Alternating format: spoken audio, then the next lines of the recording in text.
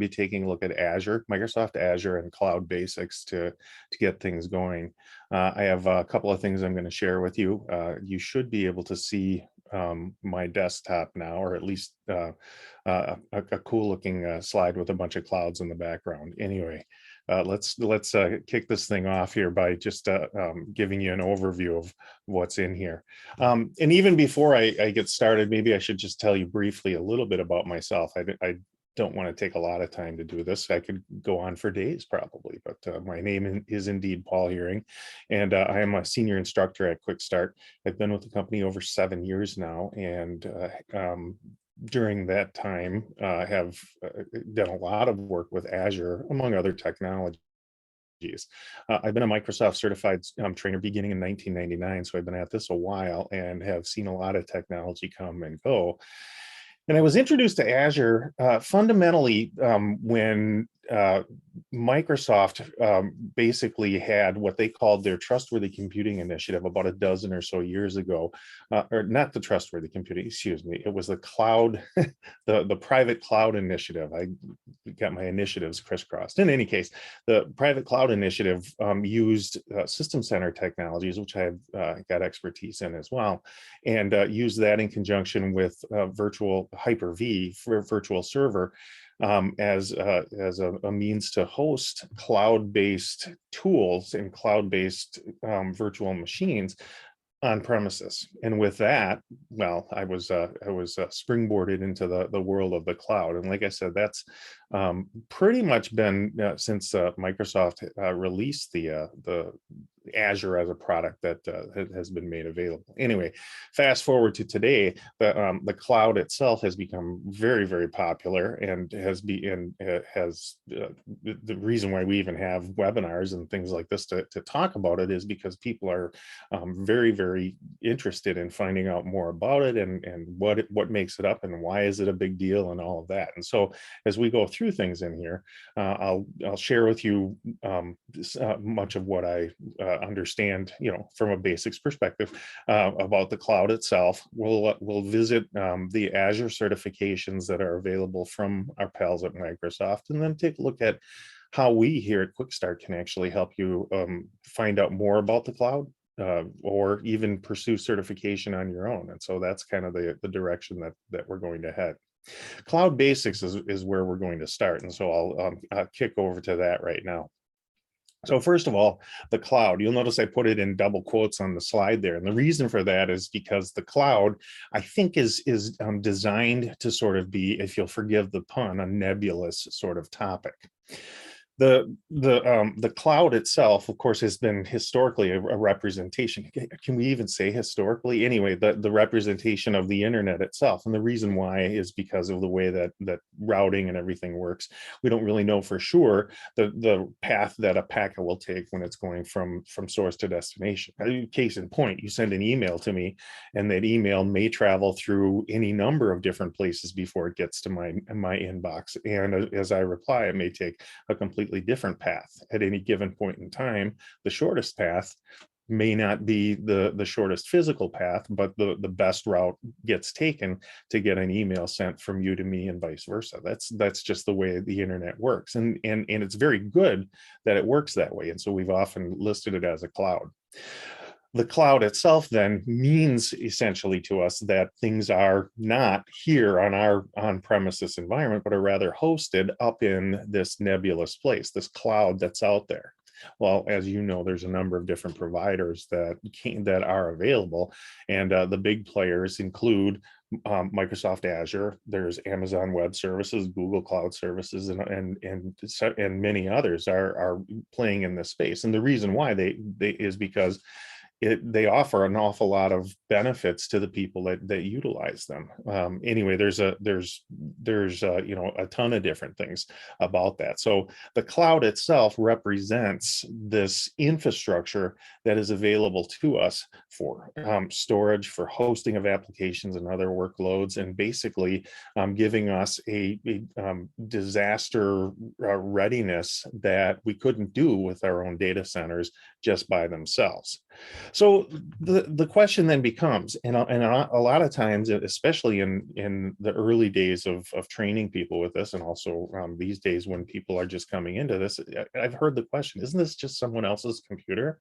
And I always have to confess that indeed, I really do think that, I mean, when you really look at it, it is just someone else's computer. It could be, you know, Microsoft's or Amazon's or whoever, right? We're focused on Azure here, but indeed, we're running our workloads and our servers and everything else using somebody else's computing resources in somebody else's data center, and that's why the service is handy in many cases.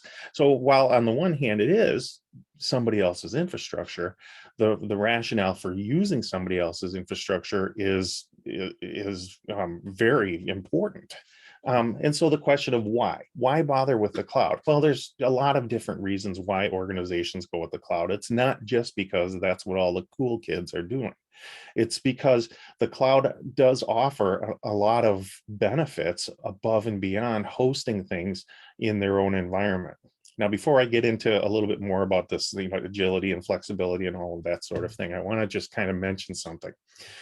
When I think it was probably IBM and Amazon, when they first started really, and IBM really first started talking about cloud services, I was skeptical of the whole thing. I got to be honest with you. I thought that organizations like yours and ours wouldn't be trustworthy, or wouldn't find the cloud providers to be trustworthy enough to actually really, you know, turn their infrastructure over to them. I honestly thought that the powers that be in organizations would say, well, that's nice, but I don't trust, name the company, right? The provider themselves. Interestingly enough, I was wrong on that. And I hedged by, you know, basically learning the technology because it did seem to be very popular. And as I learned more about it myself, I realized why. There's a lot of reasons. The agility and flexibility of using the cloud is kind of important.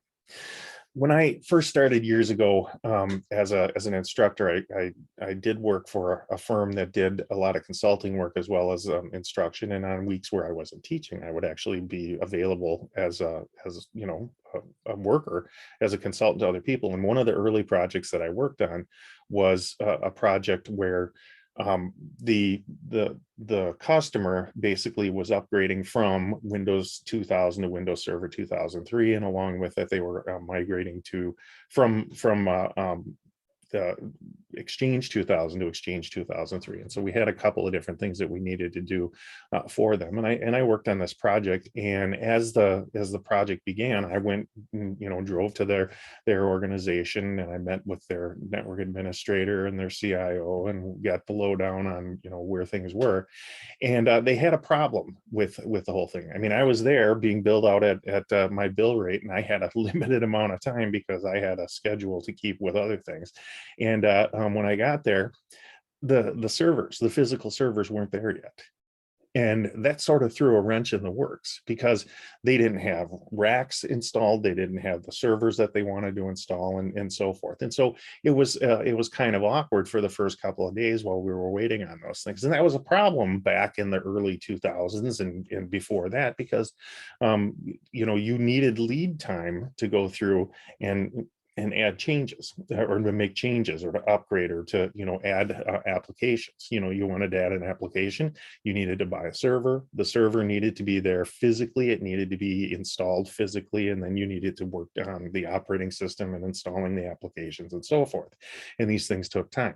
In some situations, it took days, weeks, and months even to get to what we you know, to the point where a guy like me could come in, sit down, and start installing software and start, you know, setting up an Active Directory domain or whatever the case may be. So you fast forward to today with Azure, it's very quick. not just with Azure, but also with any cloud provider, the ability to respond quickly to questions. Time was you'd have to sit down and plan for months in advance that, if you were going to add a new application. Now, if somebody says I need an application, if we know what type of server we need, we know the operating system version and so forth, you can have a working system up and running in a matter of minutes. I mean, literally 5 minutes after starting, you can actually have a fully provisioned Windows server up and running. Used to take weeks and months, now takes just minutes. That's the agility and the flexibility that we're talking about. The agility of being able to implement change quickly is a huge thing. The flexibility of right sizing that solution is also there. The flexibility of installing an application or setting up an application and provisioning it for a certain amount of use is fantastic. But a lot of times there's variations in workloads. Again, another thing that we used to always have to do was we used to have to plan for whatever the heaviest workload was. I mean, if you think about like a retail organization, for example, they got a plan for the capacity to be able to run the holiday sales time all year long. I mean, their big time is between Black Friday and Christmas, right? That's the retailers' bread and butter. That's when they make most of their sales. That's when they get to go from the red to the black and so forth. Well, if you were setting up a server 20 years ago, you had to plan for whatever the most amount of traffic was going to be. Nowadays, you can plan for whatever normal traffic is, and normal can be normal for today, and then you can set up your solution so that it scales automatically when the workload increases and then scales back again when the workload decreases. Maybe perhaps a current topical example would be like for the NCAA March Madness, the brackets. This last weekend was a very busy weekend, and a lot of people were generating an awful lot of data and then watching an awful lot of television and everything else. And well, as is usually the case, March Madness was certainly mad. If you follow the tournament, there were a lot of things that went on there, and sadly my beloved Badgers lost yesterday evening, and they're out of the tournament, which is, I'll get over. The point is, of course, is that you can be flexible in how you support those things. And what's really important is you don't need to provision for the most amount of stuff that you're going to be working with.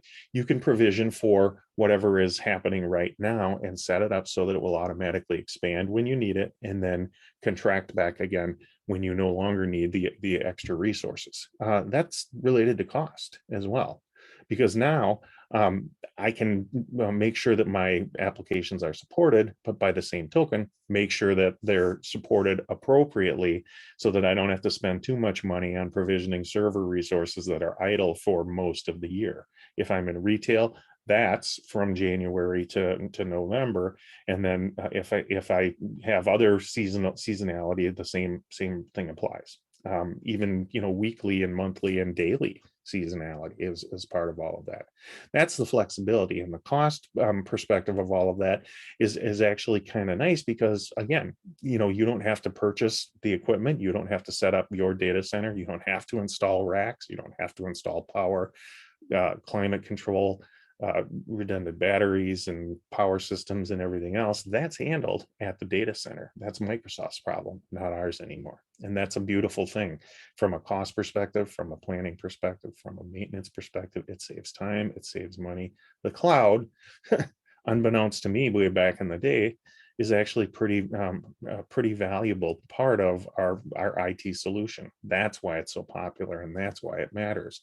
That's why we're here. Is because the cloud does offer a very, very good alternative to having on-premises data. So anyway, there's an awful lot that goes along with that. So the cloud is there to support our needs, our initiatives, and everything else. Well, some of the things then that become part of that are the folks who operate the cloud kind of prove that they know what they're doing. I mean, long gone are the days where you can just kind of be, computer savvy and go in and figure it out. Nowadays, you have to prove your mettle. So there's certifications that are available, and Microsoft has long had a certification program. It has changed and has morphed and has become more appropriate to the task over the years. So Azure certifications, like most of the certification world, are now role-based. So the role is what really matters. There's a neat little picture here of the Microsoft certification, the Azure certification. You can't quite see the details in here. I'll show you the actual source of this in just a second. But you notice Azure, Microsoft 365, Dynamics, and so forth are all in there. And then way down here at the bottom, we also have security, compliance, and identity as a specialization underneath all of that. Those certifications are available, and we'll share links with you later on about all of that as we finish up here. But what I want to do is I want to take you out to Microsoft's web and just kind of show you a little bit more about this role-based certification, because honestly, there are a lot of different certifications, and because here, I need to be on the right tab for all of that. Because it changes pretty regularly, it's better to know where the source is. So as you can see, this is Microsoft's website, right? This is microsoft.com/learning. And in the learning and training and certification parts of Microsoft's website, indeed, there are a list of these different certifications. And right here at the top, you see them broken out by the various roles. So developer, data engineer, DevOps, administrator, solution architect, and so forth, all the way through here. This is to help you kind of get towards the certification path that makes sense given whatever your specialization is. Developers develop solutions and oftentimes use technologies, the Visual Basic or what have you, to develop those solutions on Microsoft technologies. And of course, it's a very, very different thing than taking off the shelf software and implementing that, which is more of the direction that I had on things. In any case, so you can follow the different tracks for these things. To become Microsoft certified, there's also a level at which you can choose to be certified as well. If you want to get more in depth, to get to more specialized in your certifications, that's what the bottom half of this is all about. So as you can see, this is become Microsoft certified down here. There are fundamental certifications. There are role-based certifications, because indeed that's kind of where things are at, and then the additional certifications for specialization. Case in point, fundamentals, right? So there's Microsoft certified Azure fundamentals that are in here, Microsoft 365 certified fundamentals.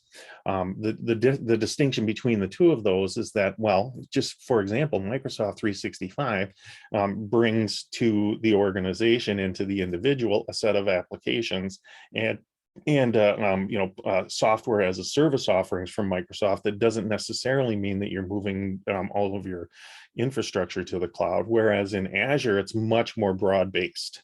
With the Azure fundamental certification, we're talking about establishing infrastructure as a service, platform as a service, and even software as a service solutions in Azure, whereas with people that just want to move from on-premises email to the Microsoft 365 based email, there's a different set of tasks that are certainly there, different administration and beyond. And so there's there's a fundamental distinction between the two of those. That's why there's a separate certification for the two of them. And then of course, Power Platform fundamentals as well. So that takes you in that direction. The next set of things here is the role-based certifications. Well, I mentioned developers have a very different job than administrators, right? So Microsoft certified Azure Developer Associate is another great one to have if you're a developer. Again, I'm not a developer. I don't even play one on TV. But I do know that that there's a lot of people that spend a lot of their day putting together solutions and making sure that user interfaces are appropriate and everything else. Well, in Azure, there's most certainly a set of tools that you need to be competent in using to be able to do that. That's an important certification.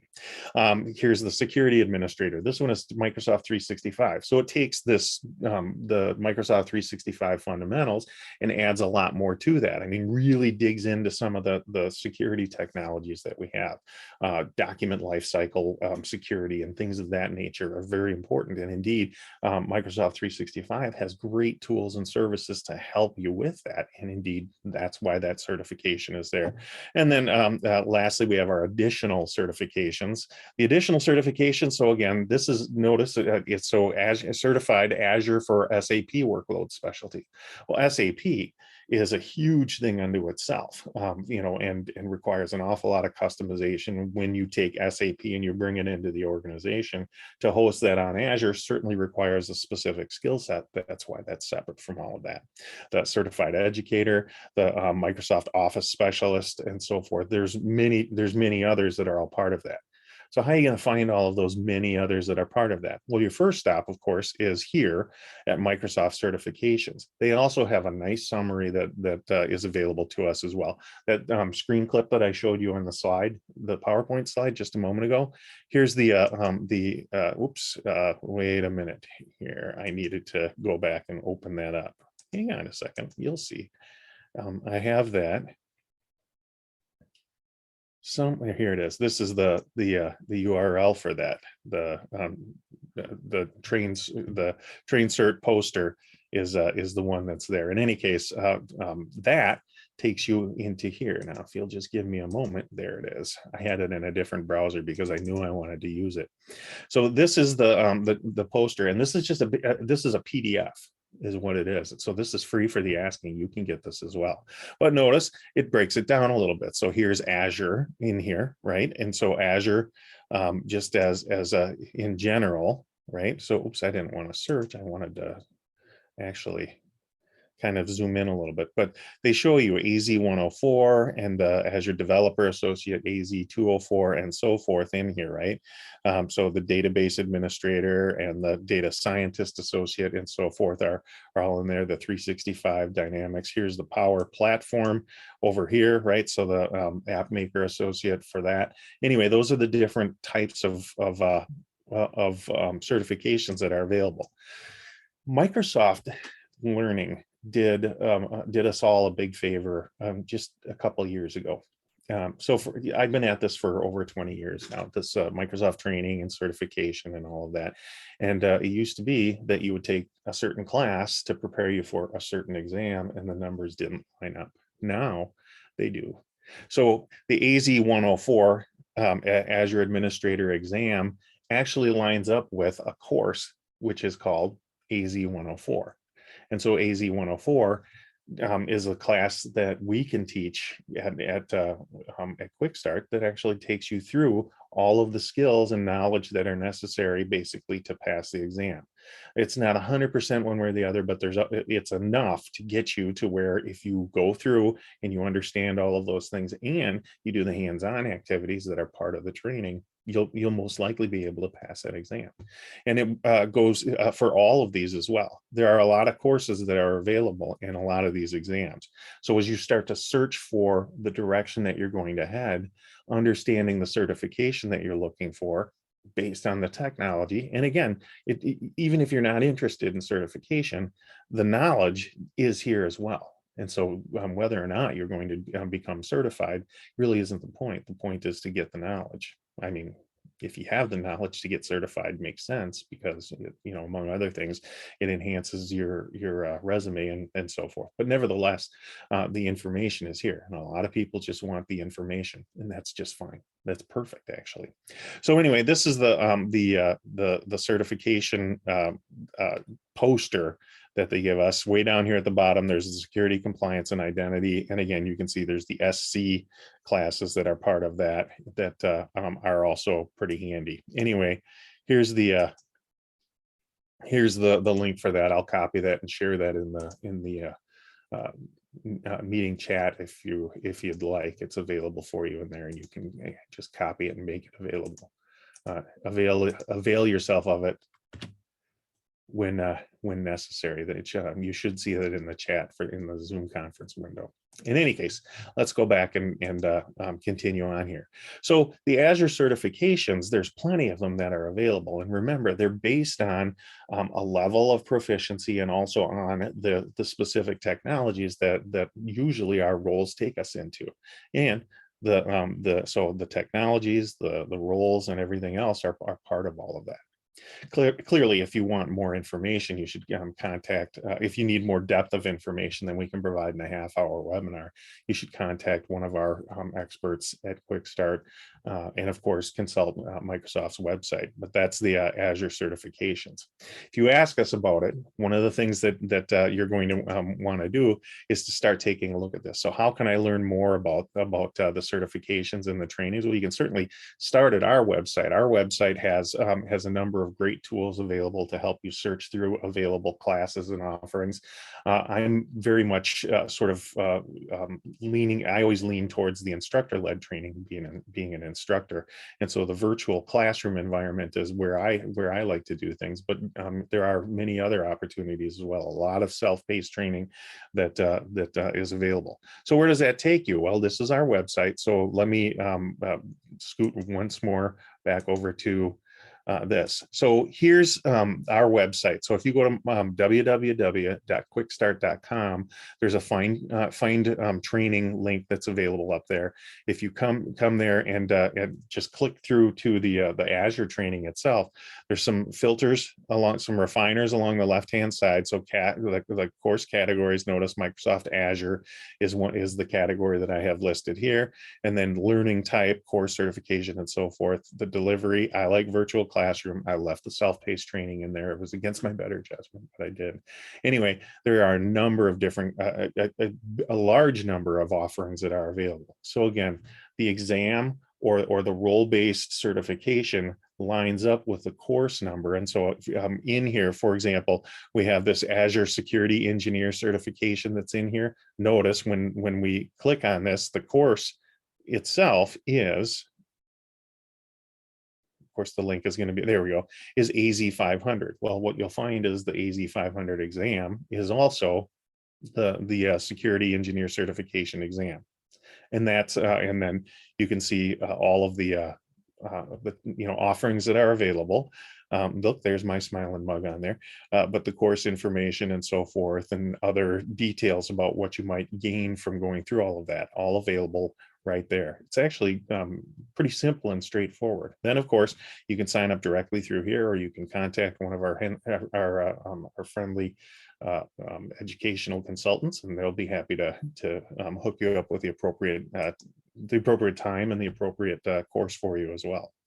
So anyway, that's a quick way to go about doing that. There is one particular course that's in here that I just wanted to sort of plug. It's not even one of mine, but I think it's a nice starting point for more in-depth information about what we're talking about here today.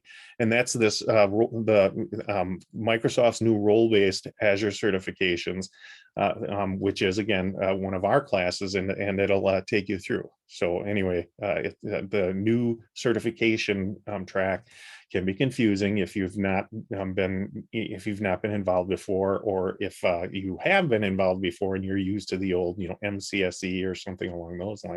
The new certification tracks can be a little bit off-putting, and so there's this course that's available for you to take a look at as well. Anyway, so again, if you're interested in more of that, you can find that at our website and move forward from there. Anyway, there's an awful lot of courses that are available for us, and rather than try and run through them all with you like we could do in here, we do have the website, which can take you through and clear up a lot of information, and also has links to other expertise and help and so forth. So I invite you to avail yourself of that. Anyway, Azure at Microsoft does offer us a nice opportunity to take a look at and to utilize the cloud, just like the many other cloud providers that are out there. understanding a little bit more about what the cloud brings to the table is part of what we sought to do in here, and to understand the rationale behind why the cloud is so popular.